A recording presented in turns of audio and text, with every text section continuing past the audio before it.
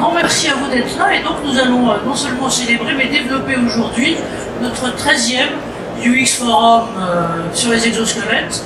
Et donc, alors pardon, on ne va pas dire qu'on est 3 archéos de l'étape, mais quand même, les premiers c'était déjà il y a quelques années, c'était à Bordeaux, c'était dans le cadre même de Préventica. Je voudrais dire qu'à votre place, on avait à ce moment-là un certain nombre de gens qui nous regardaient, parce que c'est que c'est fou, joyeux, en train de faire des trucs un peu zarbi, et ben voilà, et maintenant ça bouge, et ça bouge beaucoup. Et donc on se réunit régulièrement, soit à Préventica, soit on le fait aussi en distanciel, ou bien aussi dans d'autres cas, pour faire le point justement, mais toujours en logique utilisateur, c'est-à-dire que on va vous conseiller d'aller vous précipiter après si ça vous intéresse, à la fois à l'INRS, à l'UWTP, chez tous ceux qui font des kits de vigilance tout à fait importants pour les mises en œuvre de ces exosquelettes, puis aussi sur les stands. Mais je dirais que notre truc à nous, c'est la logique utilisateur, c'est-à-dire de regarder, et donc la place sera d'abord à nos grands utilisateurs. Le but c'est vraiment de regarder en logique utilisateur comment, à la fois pour répondre à quels besoins, avec quelles avancées, aussi quelles difficultés, parce que les choses ne sont pas toujours forcément adaptées ou forcément évidentes, on met en place ces exosquelettes. Donc merci à vous tous d'être là. Donc oui, pardon, moi je suis dans la bande, si je peux me permettre, et la prochaine que vous avez là, celle qui est au bout avec son président Anne-Marie Nevers, et donc les présidents ayant toujours raison, il aura le droit, s'il a un micro, mais si je n'en donne pas, le droit de me couper la parole là-dessus, voilà. Et donc, le fait, c'est de faire un point, je dirais, dans la diversité des métiers qui sont concernés. Alors, comme toujours, on a des exemples vraiment pointus et avancés de ce côté-là. Et si vous voulez bien, je vais vous présenter nos grands témoins, qui sont surtout des grands acteurs, en fait, qui mettent en place ce type de solutions. Encore une fois, ce sont des solutions, il ne faut pas les seuls, il faut des vigilances à mettre en place. Alors je vais vous les citer un peu par ordre de parole, si on peut dire, sachant que d'abord parole aux entreprises, mais avec, j'allais dire, ceux qu'on va présenter comme leur coach ou ceux qui font des offres de solutions. On a une règle du jeu au cercle, c'est que notre objectif n'est pas d'être le tremplin commercial de X ou Y. Donc on met vraiment en avant les utilisateurs, même si les concepteurs et intégrateurs sont tout à fait géniaux, d'ailleurs c'est pour ça globalement qu'ils sont là, mais l'objectif il n'est pas là, il est vraiment de regarder du côté des utilisateurs, j'allais dire aussi bien des managers opérationnels que des HSE, voire des opérateurs eux-mêmes, ce que sont les enjeux, les problématiques et les atouts d'intégration, comme aussi les difficultés. Voilà. Donc je vous présente Nicolas, alors ils ne sont pas en ordre là, mais Nicolas Buste qui est là et on le remercie d'être ici. Il nous vient de Suisse et il nous vient d'une activité, alors je crois que chez vous, on verra tout à l'heure, mais c'était 200 millions de colis en 2021, donc voilà, et qui est la poste suisse, il est en charge, on le reverra tout à l'heure. Merci Anaïs d'être là. Venez là à côté de moi. Ça, je pourrais vous pousser, vous donner des coups de pied si vous parlez trop, pardon. Merci. Et donc, merci à Nicolas d'être là.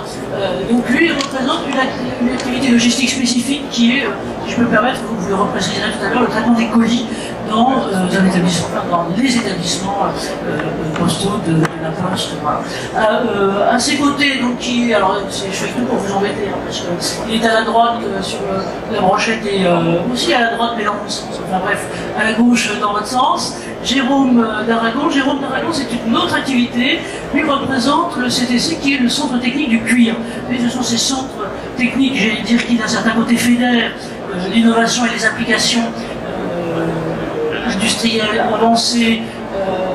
Il est aussi ergonome donc, sur l'ensemble de la filière du cuir. Et donc là-dedans, on le verra tout à l'heure, il y a une diversité à la fois de métiers et de structures, certaines très petites, d'autres beaucoup plus grosses, certaines très connues, d'autres beaucoup moins. Donc merci Jérôme. Vous reprendre, je sais pas, j'ai pas le titre d'ergonome, j'ai pas le diplôme d'ergonome. On verra tout à l'heure. Un amateur d'ergonomie, et j'ai fait un retour à technicien. Merci, merci. En tout cas, être concerné par l'ergonomie, parce que c'est vraiment notre enjeu là. Alors, j'allais dire celui que je qualifie, c'est bien parce qu'il rougit pas. de mon grand gourou exosquelette, puisque c'est avec toi Lionel, donc Lionel Giovanelli, qui est expert innovation opérationnelle et dispositifs d'assistance physique que sont les exosquelettes donc, au sein de SNCF. Il est aussi le président du workshop européen sur du SEN, donc sur ces questions-là. Et puis il fait tout un tas d'autres choses puisqu'il est aussi doctorant et en même temps maître de conférence associé à l'université de Champagne. Et il est venu, donc on verra tout à l'heure qu'on regarde on va regarder plus spécifiquement une activité. Et il est venu avec une ergonome alternante qui verra tout à l'heure là, mais vous voyez, la place est difficile, qui s'appelle Dainaba Wabat, et donc merci à elle aussi d'être là. Et puis nos deux coachs, alors vous voyez, ils sont bien encadrés parce qu'ils sont de chaque côté, ce sont les intégrateurs, ce sont, j'allais dire, les start-upers qui ont à la fois conçu, adapté, suivent de leurs soins attentifs la mise en place de ces questions. Et donc Benoît Sago du groupe qui nous vient de Nantes, à côté de Nantes, et c'est Gobio Robot, l'Europe Technologie. Alors je dois dire, alors là aussi, il a été le premier à me briefer il y a plus de 4 ans maintenant sur les questions d'exosquelette, et c'est un découvreur. Autre découvreuse, Anaïs qui est là, donc Anaïs Chavel, j'appelle, elle nous vient du Nord mais elle est aussi partout, et donc ce sont un autre type d'exosquelette, et encore une fois, vous allez les voir, vous pouvez tous les retrouver, j'allais dire, de l'autre côté, c'est un peu de l'autre côté, là c'est à droite par rapport à nous, là, voilà.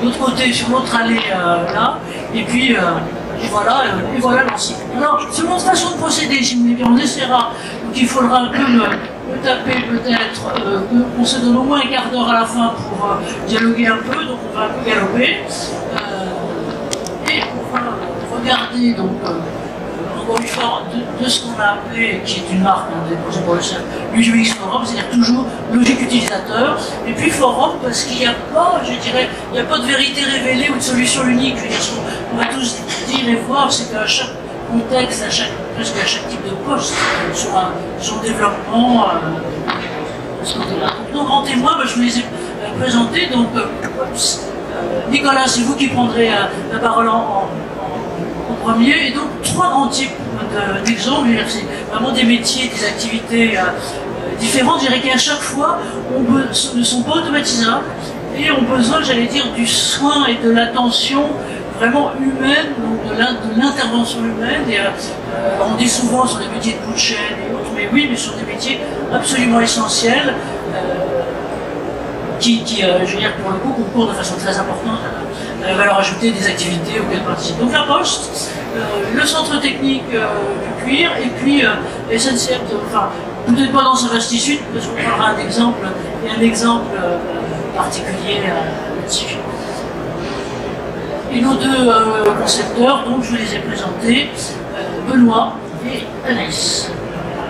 Voilà nos 3 exemples. Ce que je voulais vous dire aussi, c'est que vous retrouverez, si vous voulez bien, parce qu'on a des photos, il y a un certain nombre de choses, les supports, ils sont d'ailleurs déjà, merci à Jean-Loup, déjà en ligne sur notre site, sur le site du Cercle, et puis la semaine prochaine, début de semaine prochaine, on aura les vidéos, et ce qu'on fait grâce à Jean, c'est qu'on les séquence pour que vous puissiez regarder les intervenants et les interventions qui peuvent vous concerner plus particulièrement l'un ou l'autre.